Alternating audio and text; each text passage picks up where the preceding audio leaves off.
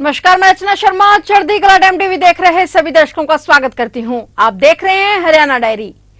मुख्यमंत्री नायब सिंह ने प्रदेश के विरासत स्थलों, संरचनाओं, संग्रहालयों और कलाकृतियों के बारे में लोगों में जागरूकता बढ़ाने के लिए पुरातत्व और संग्रहालय विभाग द्वारा किए जा रहे प्रयासों को बढ़ाने का आह्वान करते हुए कहा कि विभाग इस दिशा में और तेजी से कार्य करे ताकि हरियाणा की समृद्ध सांस्कृतिक विरासत के साथ अधिक से अधिक लोगों और पर्यटकों की भागीदारी को प्रोत्साहित किया जा सके। मुख्यमंत्री नायब सिंह ने चंडीगढ़ में 12 राज्य संरक्षित स्मारकों की विशेषता वाले एक कस्टमाइज्ड माई स्टैंप को जारी करते हुए कहा कि विभाग इस दिशा में और तेजी से कार्य करे ताकि हरियाणा की समृद्ध सांस्कृतिक विरासत के साथ अधिक से अधिक लोगों और पर्यटकों की भागीदारी को प्रोत्साहित किया जा सके। उन्होंने विभाग द्वारा 38 नए अपनाए गए स्मारकों और स्थलों का अनावरण भी किया। इसके अतिरिक्त उन्होंने राज्य की विरासत और सांस्कृतिक समृद्धि को बढ़ावा देने के लिए विभाग के 5 नए प्रकाशनों का भी अनावरण किया। उन्होंने कहा कि हरियाणा राज्य की समृद्ध विरासत और सांस्कृतिक गौरव का स्रोत है। यह जरूरी है कि हम इन खजानों को अपने निवासियों और आगंतुकों दोनों के लिए सुलभ और ज्ञात बनाएं।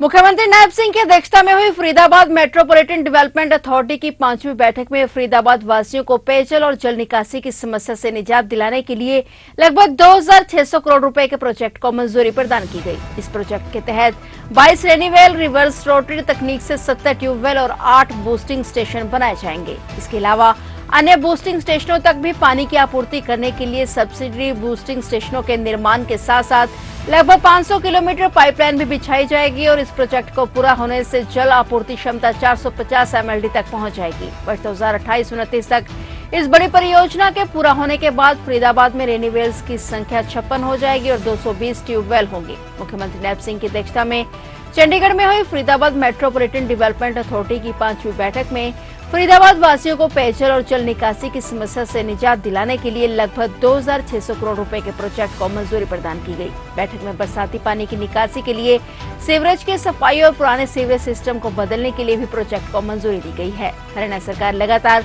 प्रदेश के युवाओं को विश्व स्तरीय खेल अवसंरचना प्रदान करने पर जोर दे रही है और इसी कड़ी में फरीदाबाद शहर में राजा नाहर सिंह अंतर्राष्ट्रीय क्रिकेट स्टेडियम के आधुनिकीकरण सहित इसे विश्व स्तरीय एकीकृत खेल परिसर के रूप में विकसित किया जाएगा। इसके लिए लगभग 292 करोड़ रुपए के प्रोजेक्ट को मंजूरी प्रदान की गई। वहीं मुख्यमंत्री ने अधिकारियों को निर्देश देते हुए कहा कि वर्तमान में चल रही परियोजनाओं को तीव्र गति से पूरा करवाएं ताकि जनता को उनका लाभ मिल सके। उन्होंने ये भी निर्देश दिए कि शहरों में सफाई व्यवस्था पर विशेष फोकस किया जाए।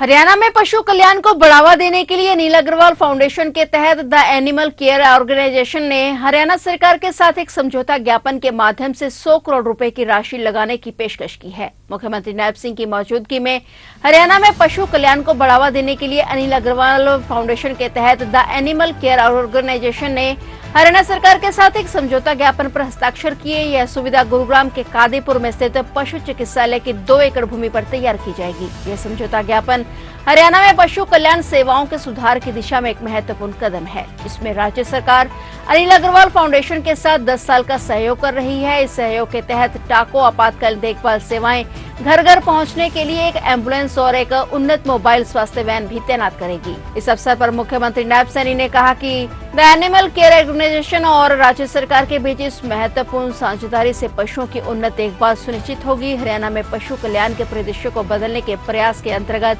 इससे पहले फरीदाबाद में आश्रय और अब गुरुग्राम में पशु चिकित्सा देखभाल सेवाओं में व्यापक सुधार होगा। इसका लाभ गुरुग्राम के साथ साथ आसपास के शहरों के निवासी भी उठा सकेंगे। इस मौके पर मुख्यमंत्री ने संबंधित अधिकारियों को गौशालाओं में पशुओं के लिए देखभाल सेवाओं को उन्नत करने के निर्देश भी दिए। इसी के तहत गुरुग्राम में सरकारी पशु चिकित्सा अस्पताल के उन्नयन के लिए 100 करोड़ रुपए के निवेश के साथ एक मल्टी स्पेशलिटी पशु अस्पताल का निर्माण और देखभाल केंद्र स्थापित किया जाएगा। उन्होंने कहा कि हम हरियाणा में अत्याधुनिक पशु चिकित्सा देखभाल की उपलब्धता सुनिश्चित करने के लिए प्रतिबद्ध हैं।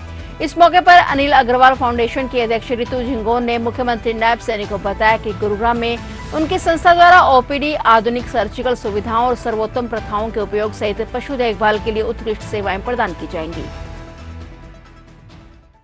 तो आप देख रहे थे हरियाणा डायरी और नए समाचारों के साथ फिर से हाजिर होंगे। तब तक के लिए देखते रहिए चढ़ती कला टाइम टीवी और मुझे दीजिए इजाजत। धन्यवाद।